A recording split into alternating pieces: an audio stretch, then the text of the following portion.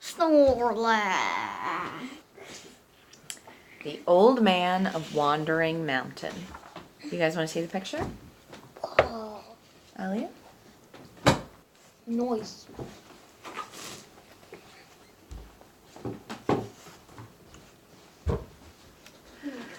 Long thundering avalanches descended from the heights. Snowstorms raged between towering ice-coated summits, dipped into hollows and ravines, and swept howling onward over the great white expanse of the glaciers.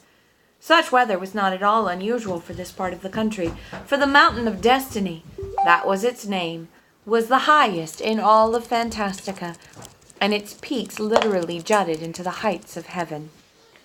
Not even the most intrepid mountain climbers ventured into these fields of everlasting ice.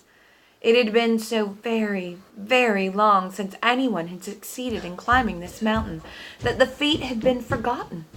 For one of Fantastica's many strange laws decreed that no one could climb the Mountain of Destiny until the last successful climber had been utterly forgotten.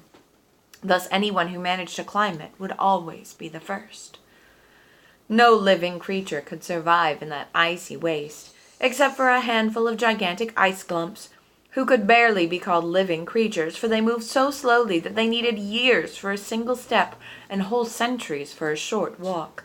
Which meant, of course, that they could only associate with their own kind and knew nothing at all about the rest of Fantastica. They thought of themselves as the only living creatures in the universe. Consequently, they were puzzled to the point of consternation when they saw a tiny speck twining its way upward over perilous crags and razor-sharp ridges, then vanishing into deep chasms and crevices, only to reappear higher up. That speck was the childlike Empress's glass litter, still carried by 4 of her invisible powers. It was barely visible, for the glass it was made of looked very much like ice, and the childlike Empress's white gown and white hair could hardly be distinguished from the snow round about. She had traveled many days and nights. The 4 powers had carried her through blinding rain and scorching sun, through darkness and moonlight, onward and onward, just as she had ordered, no matter where. She was prepared for a long journey and all manner of hardship, since she knew that the Old Man of Wandering Mountain could be everywhere or nowhere. Still, the 4 invisible powers were not guided entirely by chance in their choice of an itinerary. As often as not, the Nothing, which had already swallowed up whole regions, left only a single path open. Sometimes the possibilities narrowed down to a bridge, a tunnel, or a gateway, and sometimes they were forced to carry the litter with the deathly ill Empress over the waves of the sea. These carriers saw no difference between liquid and solid. Tireless and persevering, they had finally reached the frozen heights of the Mountain of Destiny, and they would go on climbing until the childlike Empress gave them another order. But she lay still on her cushions. Her eyes were closed, and she said nothing. The last words she had spoken were the "no matter where" she had said on leaving the ivory tower. The litter was moving through a deep ravine, so narrow that there was barely room for it to pass. The snow was several feet deep, but the invisible carriers did not sink in or even leave footprints. It was very dark at the bottom of this ravine, which admitted only a narrow strip of daylight. The path was on a steady incline, and the higher the litter climbed, the nearer the daylight seemed. And then suddenly the walls leveled off, opening up a view of a vast white expanse. This was the summit, for the Mountain of Destiny culminated not, like most other mountains, in a single peak, but in this high plateau, which was as large as a whole country. But then, surprisingly enough, a smaller, odd-looking mountain arose in the midst of the plateau. It was rather tall and narrow, something like the ivory tower, but glittering blue. It consisted of innumerable strangely shaped stone teeth, which jutted into the sky like great inverted icicles, and about halfway up the mountain 3 such teeth supported an egg the size of a house. Behind the egg, large blue columns resembling the pipes of an enormous organ rose in a semicircle. The great egg had a circular opening, which might have been a door or a window, and in that opening a face appeared. The face was looking straight at the litter. The childlike Empress opened her eyes. "Stop," she said softly. The invisible powers stopped. The childlike empress sat up. "It's the old man of Wandering Mountain," she said. "I must go the last stretch of the way alone. Whatever may happen, wait here for me." The face in the circular opening vanished. The childlike empress stepped out of the litter and started across the great snowfield. It was hard going, for she was barefooted and there was an icy crust on the snow. At every step she broke through, and the ice cut her tender feet. The wind tugged at her white hair and her gown. At last she came to the blue mountain and stood facing the smooth stone teeth. The dark circular opening disgorged a long ladder, much longer than there could possibly have been room for in the egg. It soon extended to the foot of the blue mountain, and when the childlike empress took hold of it, she saw that it consisted of letters, which were fastened together. Each rung of the ladder was a line. The childlike empress started climbing, and as she climbed from rung to rung, she read the words: turn back and go away. For come what will and come what may, never in any time or place must you and I meet face to face. To you alone, O childlike one, the way is barred, to you alone. Turn back, for never shall beginning seek the end of all. The consequence of your intrusion can only be extreme confusion. She stopped to rest and looked up. She still had a long way to go. So far she hadn't even gone halfway. Old man of Wandering Mountain, she said aloud, if you don't want us to meet, you needn't have written me this ladder. It's your disinvitation that brings me. And she went on climbing. What you achieve and what you are is recorded by me, the chronicler. Letters unchangeable and dead freeze what the living did and said. Therefore, by coming here to me, you invite catastrophe. Thus is the end of what you once began. You will never be old, and I, old man, was never young. What you awaken I lay to rest. Be not mistaken. It is forbidden that life should see itself in dead eternity. Again she had to stop to catch her breath. By then the childlike empress was high up, and the ladder was swaying like a branch in the snowstorm. Clinging to the icy letters that formed the rungs of the ladder, she climbed the rest of the way. But if you still refuse to heed the warning of the ladder's screed, if you are still prepared to do what in time and space is forbidden you, I won't attempt to hold you back. Then welcome to the old man's shack. When the childlike empress had those last rungs behind her, she sighed and looked down. Her wide white gown was in tatters, for it had caught on every bend and crossbar of the message ladder. Oh, well, she had known all along the letters were hostile to her. She felt the same way about them. From the ladder she stepped through the circular opening in the egg. Instantly it closed behind her, and she stood motionless in the darkness, waiting to see what would happen next. Nothing at all happened for quite some time. At length she said softly, "Here I am."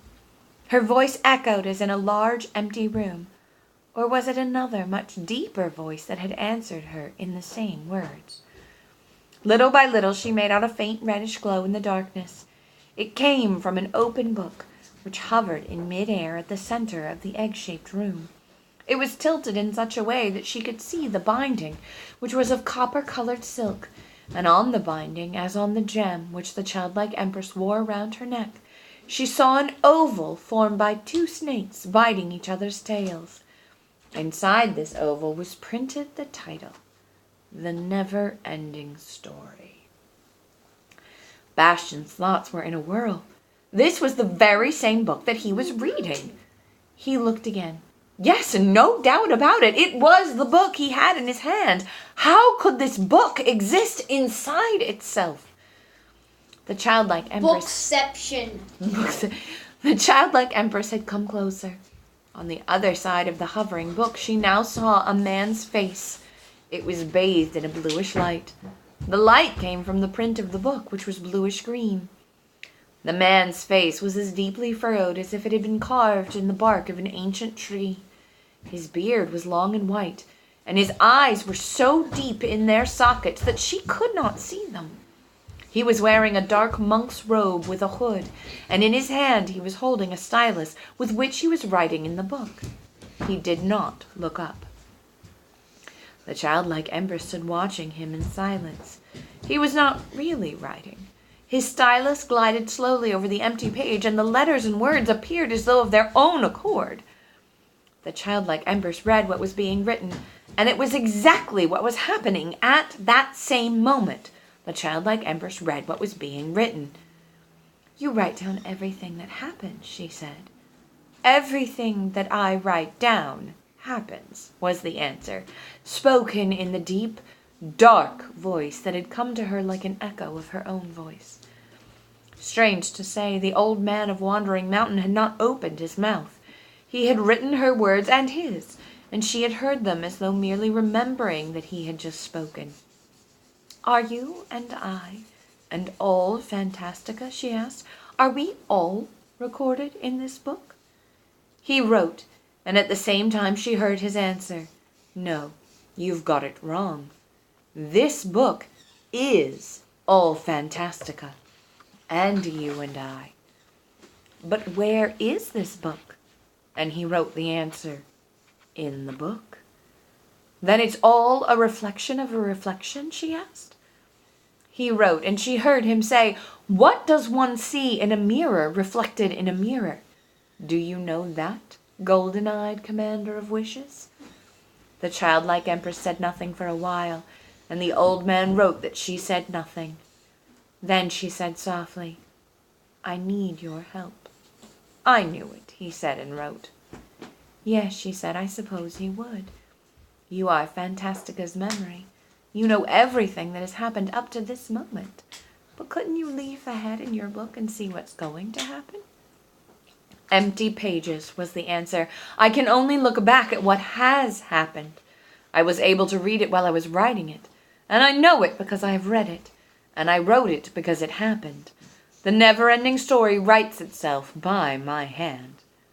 "Then you don't know why I've come to you?" "No." And as he was writing, she heard the dark voice, "And I wish you hadn't. By my hand, everything becomes fixed and final. You too, golden-eyed commander of wishes. This egg is your grave and your coffin. You have entered into the memory of Fantastica. How do you expect to leave here?" "Every egg," she said, "is the beginning of new life." "True," the old man wrote and said, "but only if its shell bursts open." "You can open it," cried the childlike empress. "You let me in. Your power let you in. But now that you're here, your power is gone. We are shut up in here for all time. Truly, you shouldn't have come. This is the end of the never-ending story." The childlike empress smiled. She didn't seem troubled in the least. "You and I," she said, "can't prolong it, but there's someone who can." "Only a human," wrote the old man, "can make a fresh start." "Yes," she replied, "a human." Slowly, the old man of Wandering Mountain raised his eyes and saw the childlike empress for the first time. His gaze seemed to come from the darkest distance, from the end of the universe. She stood up to it, answered it with her golden eyes. A silent, immobile battle was fought between them. At length the old man bent over his book and wrote, "For you too there is a borderline. Respect it." "I will," she said, "but the one of whom I speak, the one for whom I am waiting, crossed it long ago. He is reading this book while you are writing it. He hears every word we are saying. He is with us." "That is true," she heard the old man's voice as he was writing. "He too is part and parcel of the never-ending story, for it is his own story." "Tell me the story," the childlike empress commanded. "You who are the memory of Fantastica, tell me the story from the beginning, word for word, as you have written it." The old man's writing hand began to tremble. "If I do that, I shall have to write everything all over again, and what I write will happen again." "So be it," said the childlike empress. Bastian was beginning to feel uncomfortable. What was she going to do? It had something to do with him, but if even the old man of Wandering Mountain was trembling... The old man wrote and said, "If the never-ending story contains itself, then the world will end with this book." And the childlike empress answered, "But if the hero comes to us, new life can be born. Now the decision is up to him." "You are ruthless indeed," the old man said and wrote, "We shall enter the circle of eternal return from which there is no escape." "Not for us," she replies, and her voice was no longer gentle, but as hard and clear as a diamond. "Nor for him, unless he saves us all." "Do you really want to entrust everything to a human?" "I do." But then she added more softly, "Or have you a better idea?" After a long silence, the old man's dark voice said, "No." He bent low over the book in which he was writing. His face was hidden by his hood. "Then do what I ask." Submitting to her will, the old man of Wandering Mountain began telling the never-ending story from the beginning. At that moment, the light cast by the pages of the book changed color. It became reddish like the letters that now formed under the old man's stylus. His monk's habit and the hood also took on the color of copper, and as he wrote, his deep, dark voice resounded. Bastian, too, heard it quite clearly. Yet he did not understand the first words the old man said. They sounded like "Scooblo Rednrock Darnock Rack." Strange, thought Bastian. Why is the old man suddenly talking a foreign language? Or was it some sort of magic spell? The old man's voice went on, and Bastian couldn't help listening. This inscription could be seen on the glass door of a small shop, but naturally this was only the way it looked if you were inside the dimly lit shop, looking out at the street through the plate glass door. Outside it was a gray, cold, rainy November morning. The rain ran down the glass and over the ornate letters. Through the glass there was nothing to be seen but the rain-splotched wall across the street. Bastian was rather disappointed.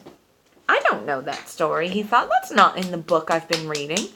"Oh well, it only goes to show that I've been mistaken the whole time. I really thought the old man would start telling the never-ending story from the beginning." Suddenly the door was opened so violently that a little cluster of brass bells tinkled wildly, taking quite some time to calm down. The cause of this hubbub was a fat little boy of 10 or 12. His wet, dark brown hair hung down over his face. His coat was soaked and dripping, and he was carrying a school satchel The book slung is going to repeat itself, isn't over it? his shoulder. He was rather pale and out of breath. But despite the hurry he had been in a moment before, he was standing in the open doorway as though rooted to the spot. As Bastian read this and listened to the deep, dark voice of the old man of Wandering Mountain, a roaring started up in his ears, and he saw spots before his eyes. Why, this was all about him. And it was the never-ending story. He, Bastian, was a character in the book which until now he had thought he was reading. And heaven only knew who else might be reading it at the exact same time, also supposing himself to be just a reader.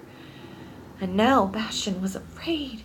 He felt unable to breathe, as though shut up in an invisible prison. He didn't want to read anymore. He wanted to stop. But the deep voice of the old man of Wandering Mountain went on. And there was nothing Bastian could do about it.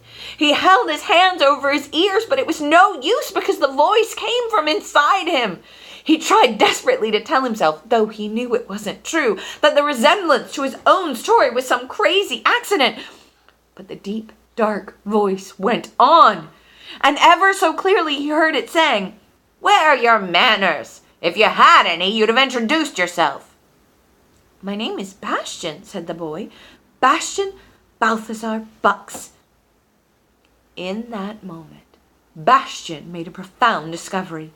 You wish for something. You've wanted it for years, and you're sure you want it as long as you know you can't have it.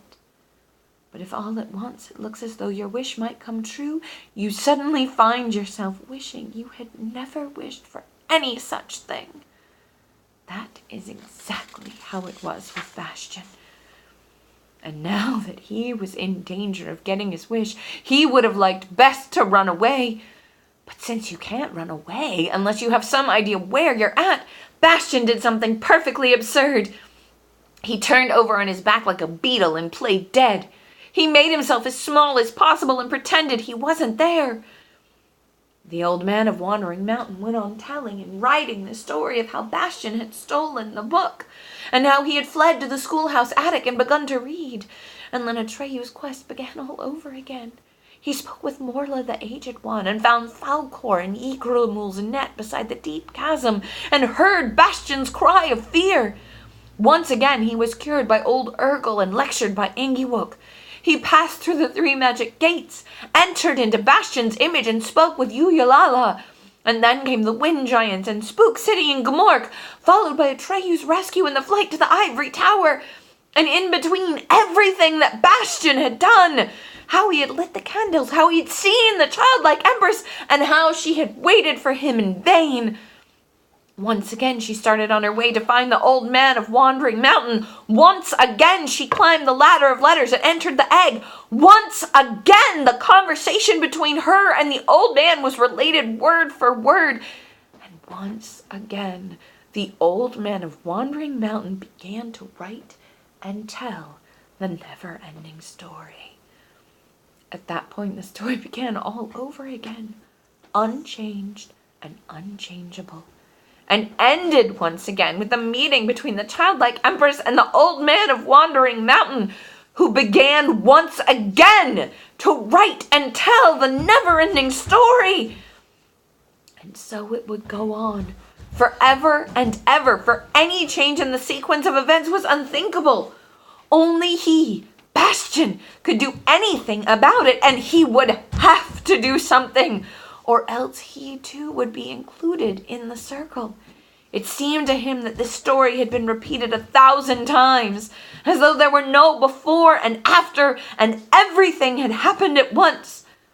Now he realized when the old man's hand trembled, the circle of eternal return was an end without an end. Bastian was unaware of the tears that were running down his cheeks. Close to fainting, he suddenly cried out, "Moonchild! I'm coming!" In that moment, several things happened at once. The shell of the great egg was dashed to pieces by some overwhelming power. A rumbling of thunder was heard, and then the storm wind came roaring from afar. It blew from the pages of the book that Bastian was holding on his knees, and the pages began to flutter wildly. Bastian felt the wind in his hair and face. He could scarcely breathe. The candle flames and the 7-armed candelabra danced, wavered, and lay flat. Then another, still more violent wind blew into the book, and the candles went out. The clock in the belfry